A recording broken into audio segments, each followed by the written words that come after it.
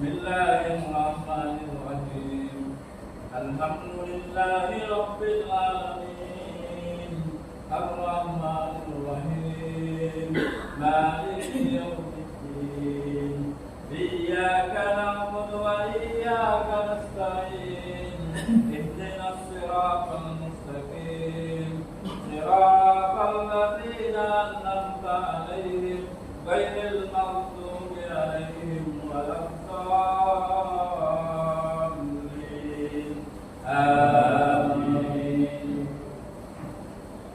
Bismillahirrahmanirrahim. Qul ya ayyuhal kafirun la a'budu ma ta'budun wa la antum 'abiduna ma a'budu wa la ana 'abidun ma 'abadtum wa la antum 'abiduna ma a'budu lakum dinukum waliya din. Allahu Akbar.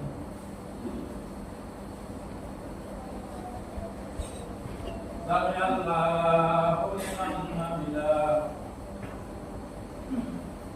Allahu Akbar.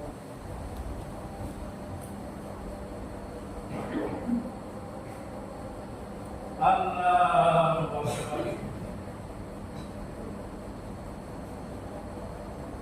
Allahu Akbar.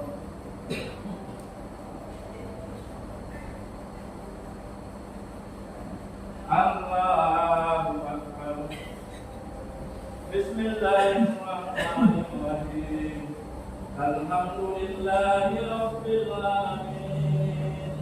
Ar-Rahmanir Rahim. Maliki yaumiddin. Iyyaka na'budu wa iyyaka nasta'in. Ihdinas siratal mustaqim. Siratal ladzina an'amta 'alaihim ghairil maghdubi 'alaihim waladdallin. Amin. Bismillahirrahmanirrahim. Qul huwallahu ahad. Allahus samad. Lam yalid wa lam yulad wa lam yakul lahu kufuwan ahad. Allahu Akbar. Sami'allahu liman hamidah. Allahu Akbar.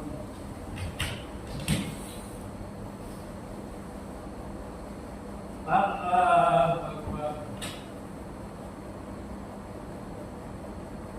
Allahu Akbar.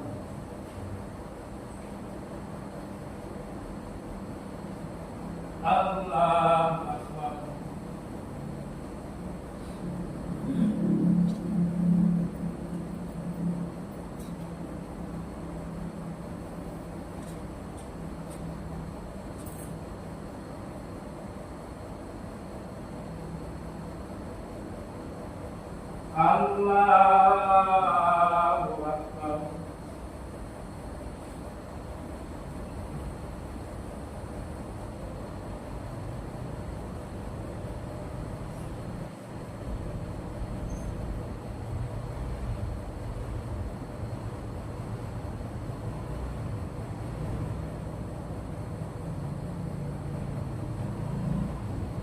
Allahu Akbar.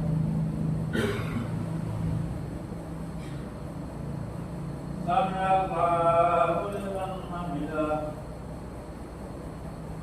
Allahu Akbar.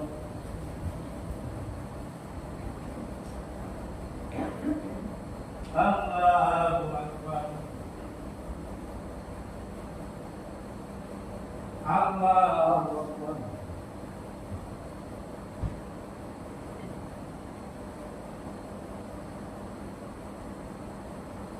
Allahu Akbar.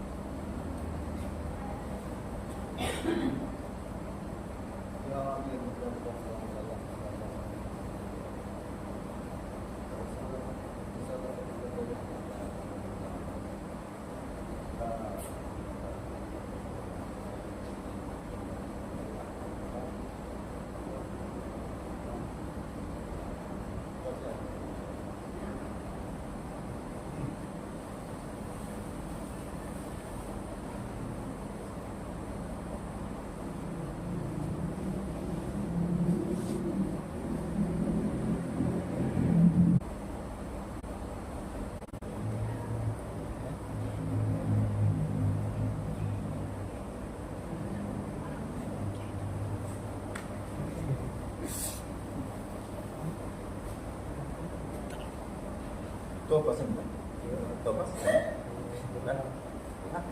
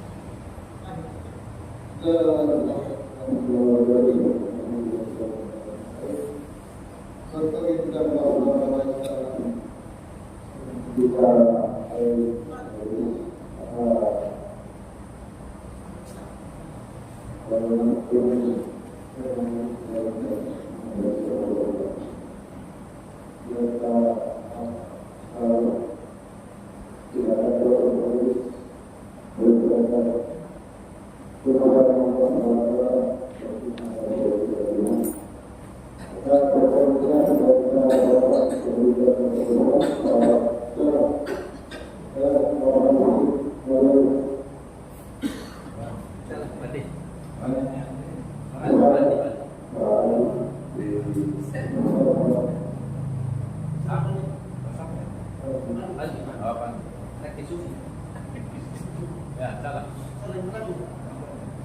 Yang barutan gitu.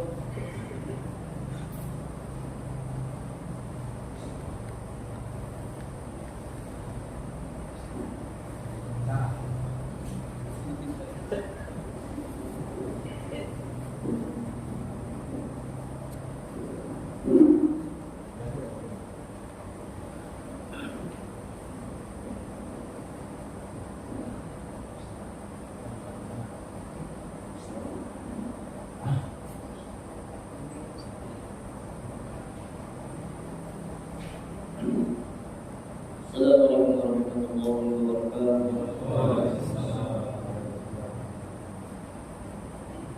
Innalhamdulillah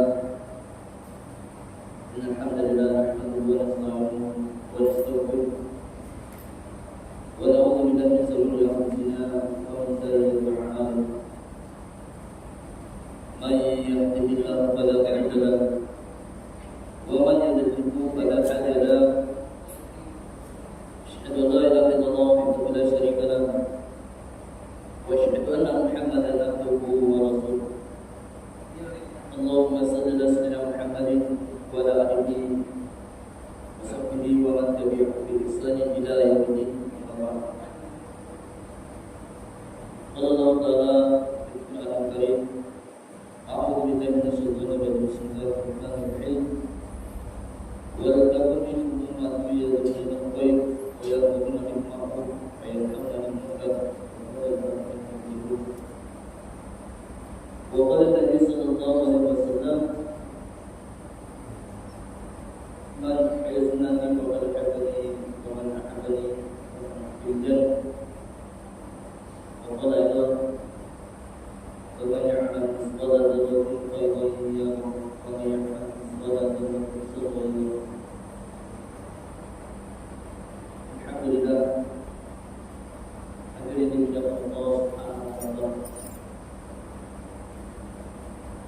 Artinya kita kembali mengucapkan kata syukur yang sebesar-besarnya kepada Allah Subhanahu wa taala. Oleh karena itu, Allah Subhanahu wa taala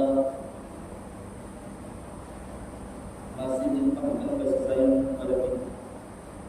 Allah Subhanahu wa taala masih curahkan cinta kepada kita. Apa kata Allah Subhanahu wa taala mencintai seorang hamba, yakni manakala seorang hamba ini senantiasa disibukkan dirinya dengan perkara agama,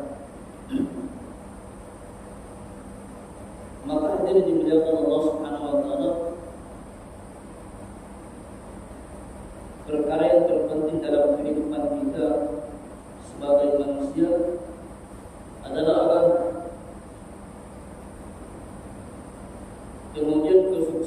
kejayaan kita manusia juga dalam amal agama. Mulai daripada Nabi Adam, Allah Subhanahu wa taala menciptakan pertama daripada manusia di permukaan bumi ini, juga kebahagiaannya dia, kesuksesannya juga ada dalam perkara agama. Kemudian Nabi diganti Nabi juga kebahagiaan ini hanya dalam perkara agama. Bahkan sampai kepada baginda Rasulullah SAW juga kebahagiaannya hanya dalam amal agama tersebut. Maka jadi dimuliakan Allah Subhanahu wa taala. Adapun Allah Subhanahu wa taala berikan kita ujian ini yang tidak menentu, maka ada ulama mengatakan ciri-ciri orang yang selamat daripada ujian Allah Subhanahu wa taala manakala dia ini diuji oleh Allah Subhanahu wa taala, yaitu keadaan yang tidak menentu, namun dia tetap taat kepada Allah Subhanahu wa taala. Jadi hadirin dimuliakan Allah Subhanahu wa taala, ujian yang kedua yang diberikan oleh Allah Subhanahu wa taala kepada kita ini adalah mengucapkan kalimat la ilaha illallah di akhir hayat kita. Maka inilah tanda satu bahwa ini orang selamat daripada ujian Allah Subhanahu wa taala. Jadi hadirin dimuliakan Allah Subhanahu wa taala, Allah berikan kita ujian yang tidak menentu. Terkadang kaya menjadi miskin, terkadang sehat menjadi sakit, terkadang damai menjadi perang, terkadang punya teman, terkadang tidak. Jadi Allah Subhanahu wa taala bukan benci kepada kita, atau bukan Allah Subhanahu wa taala murka kepada kita, tetapi Allah Subhanahu wa taala justru kasih sayangnya kepada kita. Sebab dengan adanya ujian hadirin yang mulia, Allah Subhanahu wa taala akan meninggikan derajat kita. Jadi hadirin dimuliakan Allah Subhanahu wa taala, agama ini perlu namanya ada usaha. Usaha agama ini yang kita mau usahakan adalah bagaimana agama ini masuk ke dalam hati manusia. Yang terkadang kita hadirin yang mulia, yang kita pikirkan bagaimana manusia ini masuk dalam agama Islam. Tapi ada ulama mengatakan yang kita harus pikirkan, usahakan bagaimana manusia ini dimasukkan di dalam hatinya usaha kasih agama. Hari ini hadirin yang mulia, banyak orang yang meninggalkan perintah Allah Subhanahu wa taala, bahkan berani maksiat di hadapan Allah Subhanahu wa taala. Bukan dia tidak Islam. Maka para ulama mengatakan hari ini yang kita usahakan bagaimana agama ini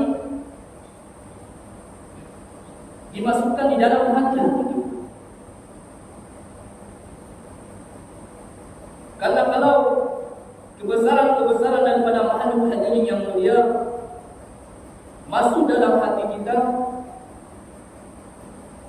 tentu perjalanan kita ini akan bermasalah. Akan bermasalah perjalanan kita di dunia. Akan bermasalah perjalanan kita dalam kubur. Akan bermasalah perjalanan kita di titian sirat. Akan bermasalah perjalanan kita di padang pusat. Bahkan hadirin yang mulia,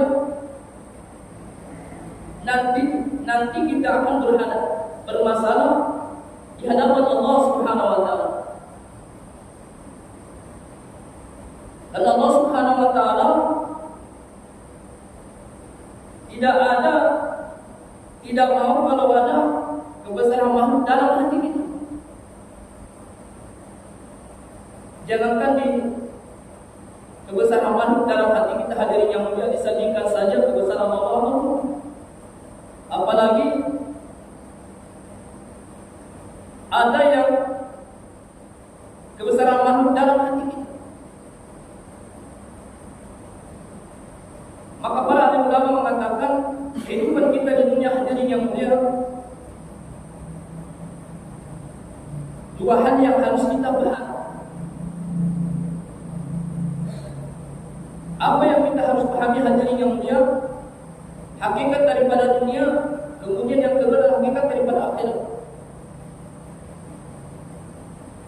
Kalau kehidupan kita di dunia, hadirin yang mulia, tidak memahami daripada hakikat dunia, maka nanti dunia ini akan masuk dalam hati kita. Yang kedua, hadirin yang mulia, kalau hakikat akhirat ini kita tidak pahami, maka ini nanti kita tidak akan dimasukkan dalam hati kita. Karena yang pasti, hadirin yang mulia, ketika kebesaran makhluk dalam hati kita masuk, maka tentu kebesaran Allah Subhanahu wa taala akan keluar daripada hati kita. Tapi kalau kebesaran Allah Subhanahu wa taala masuk dalam hati kita, tentu kebesaran daripada makhluk ini akan keluar dalam hati kita. Ini fikih, hadirin yang mulia. Maka hadirin dimuliakan Allah Subhanahu wa taala, perjalanan kita di dunia ini senantiasa kita jaga hati kita. Jangan sampai hati kita ini dikotori dengan perkara-perkara kebenaran, sehingga menjadikan kita ini seluruh amal kita bermasalah di hadapan Allah Subhanahu wa taala. Kalau iman kita bermasalah di hadapan Allah, tentu hadirin yang mulia, amal kita akan bermasalah di hadapan Allah Subhanahu wa taala. Salat kita akan bermasalah di hadapan Allah Subhanahu wa taala. Puasa kita akan bermasalah di hadapan Allah Subhanahu wa taala. Zakat kita akan bermasalah di hadapan Allah Subhanahu wa taala. Haji kita akan bermasalah di hadapan Allah Subhanahu wa taala. Makanya kita harus jaga, hadirin yang mulia. Jangan sampai di dalam hati kita ini ada sedetik bahwa ada yang bisa memberi manfaat atau mudarat selain daripada Allah Subhanahu wa taala.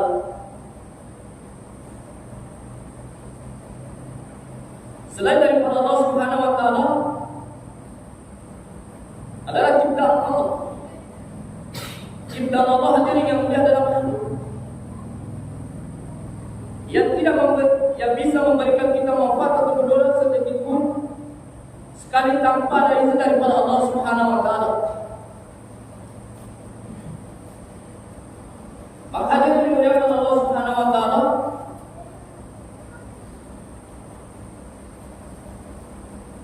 agama ini kita harus usahakan bagaimana sampai daripada hati-hati manusia. Ada ulama mengatakan hati kita ini bisa diperbaiki oleh Allah Subhanahu wa taala manakala hati kita ini dibawa kepada hati-hati saudara kita. Medannya hati kita yang perlu diperbaiki oleh Allah Subhanahu wa taala adalah hati-hati saudara kita. Bukan daripada keduniaan.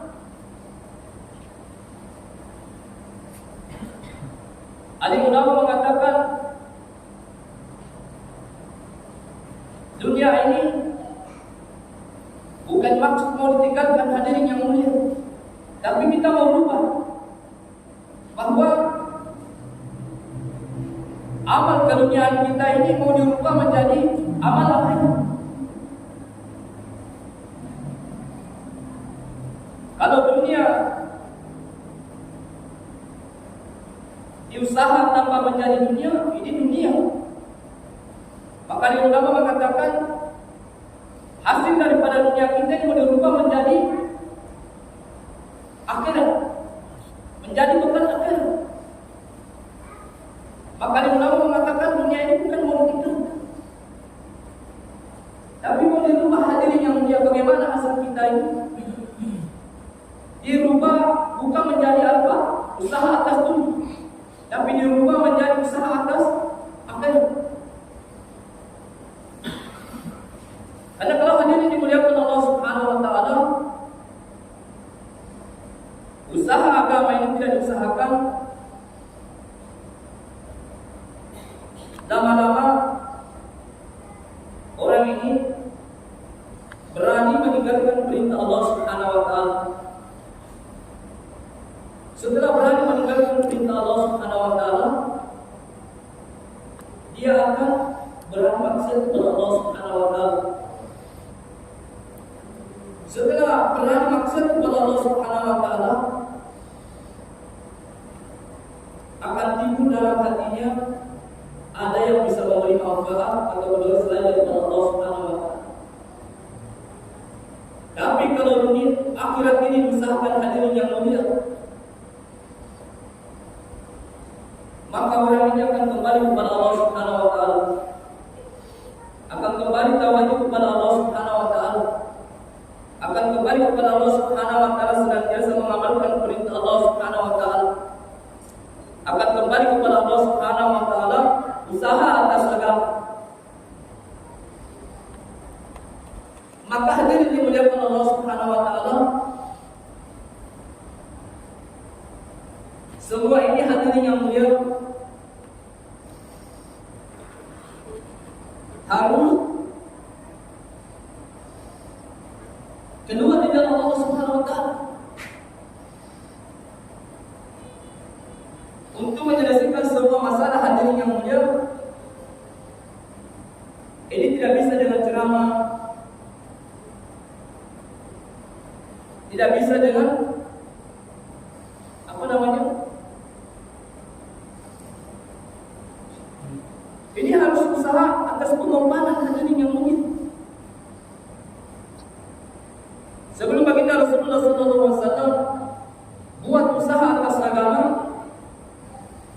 kehidupan para sahabat ini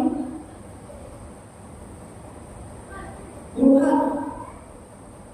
Tapi ketika baginda Rasulullah SAW buat asal atas usaha di hadapan mereka, maka satu persatu daripada sahabat ini hadirin yang mulia mengeluh daripada Islam.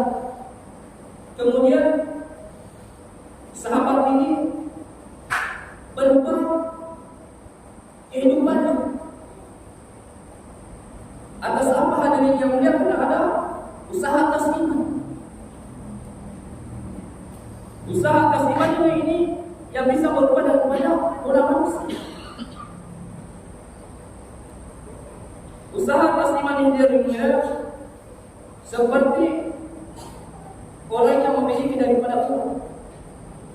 Kalau ada orang yang memiliki uang, ini nanti dia akan berubah kehidupannya. Semakin banyak dimiliki uang, semakin besar juga perubahan dalam kehidupannya. Akan berubah cara berpakaiannya, akan berubah cara kendaraannya, akan berubah pembicaraan.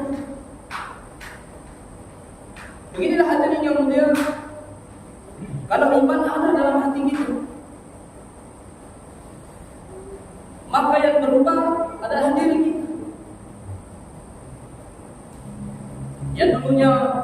kita daripada Allah Subhanahu wa taala. Dengan adanya iman, kita kembali takwa kepada Allah Subhanahu wa taala. Maka yang menjadikan kita masalah dalam kehidupan kita hadirin yang mulia adalah perkara keduniaan. Ada ulama mengatakan untuk menghindari daripada ujian daripada dunia ini kita tidak bisa, karena memang kita ada dalam dunia ini. Tapi ada ulama mengatakan orang yang sungguh-sungguh menghadapi ujian, maka sebelumnya 1 bulan, 2 bulan sebagaimana anak sekolah ini dia persiapkan dirinya untuk menghadapi namanya ujian. Jadi ketika ujian datang hadirin yang mulia, dia tidak gentar lagi, karena memang dia sudah siapkan dirinya. Maka hadirin dimuliakan Allah Subhanahu wa taala, ujian kita ini bukan hanya sebatas di dunia ini saja. Ujian kita akan menghadapi namanya kubur, ya kan? Inilah yang kita mau senantiasa usahakan hadirin yang mulia. Karena ulama mengatakan kalau manusia ini semua kehidupannya disandarkan kepada perkara keduniaan, maka nanti dia ini akan dihanguskan oleh api dunia, sehingga berubah menjadi debu. Kalau sudah berubah menjadi debu, maka dia tidak akan terbangkan oleh api. Ketika angin timur datang, maka dia terbangnya ke arah barat. Ketika angin selatan datang, maka dia terbangnya ke arah utara. Beginilah manusia hadirin yang mulia. Kalau semua kehidupannya disandarkan hanya ke perkara keduniaan saja, maka ketika kebaikan datang dia akan menjadi baik. Tapi ketika keburukan datang, maka dia juga akan menjadi buruk. Ketika angin maksiat datang, maka dia juga akan maksiat kepada Allah Subhanahu wa taala. Tapi kalau kita sandarkan semua kehidupan kita ini kepada akhirat, maka ada ulama mengatakan kita akan mendapatkan daripada Allah Subhanahu wa taala. Kalau kita mendapatkan daripada Allah Subhanahu wa taala, kita akan mendapatkan segala-galanya. Tapi kalau kita kehilangan daripada Allah Subhanahu wa taala, maka kita akan kehilangan segala-galanya. Maka hadirin dimuliakan Allah Subhanahu wa taala, pada dasarnya sebenarnya ini dunia kecil. Cuma yang menjadikan kita besar dunia ini di hadapan kita karena kita itu terlalu rapat dengan dunia.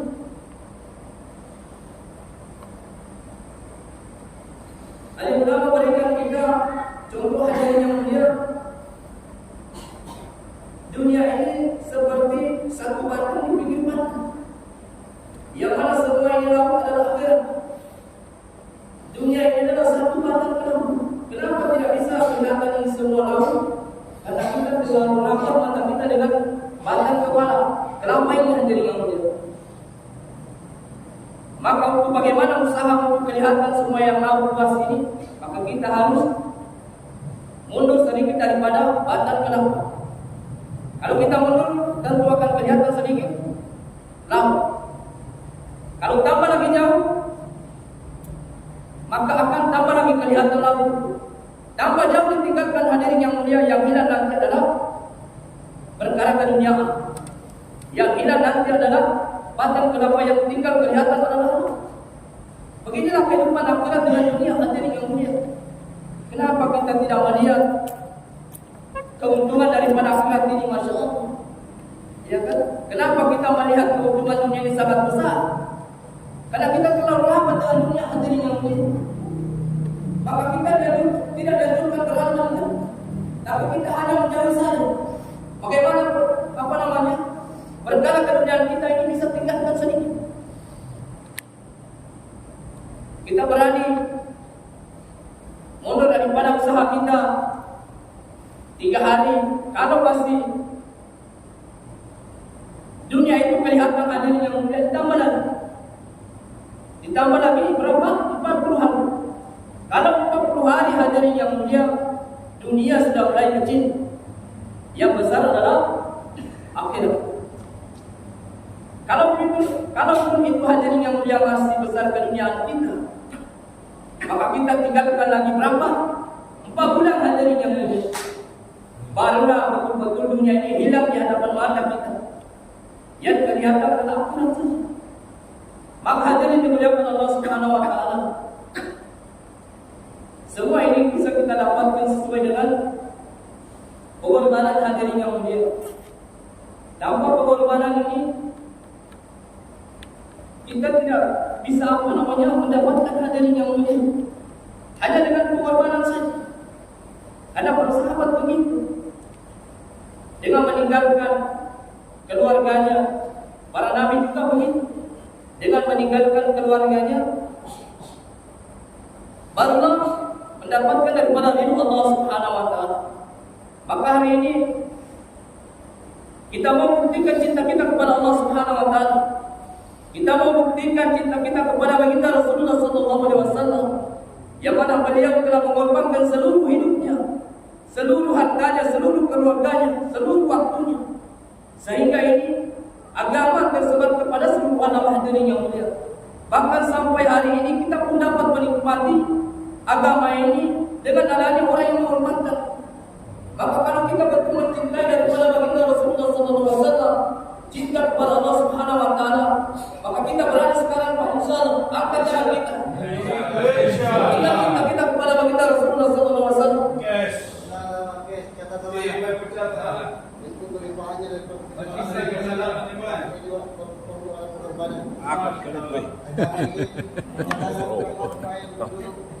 mendapatkan agama yang sempurna. Partainya bagaimana jadi depan. Boleh Pak ambil paspor 300.000. Angka bulan 1 kali saja. Jangan nama. Yang salah nanti soal tadi yang Ya, insyaallah. Ada pun bertanya-tanya daripada Allah Subhanahu wa taala dalam surah ini. Karena masih belum purna main-main dalam agama. Semoga Allah Subhanahu wa taala balik dengan sepulahnya majelis itu berdua menjadi semua orang Assalamualaikum warahmatullahi wabarakatuh. Waalaikumsalam.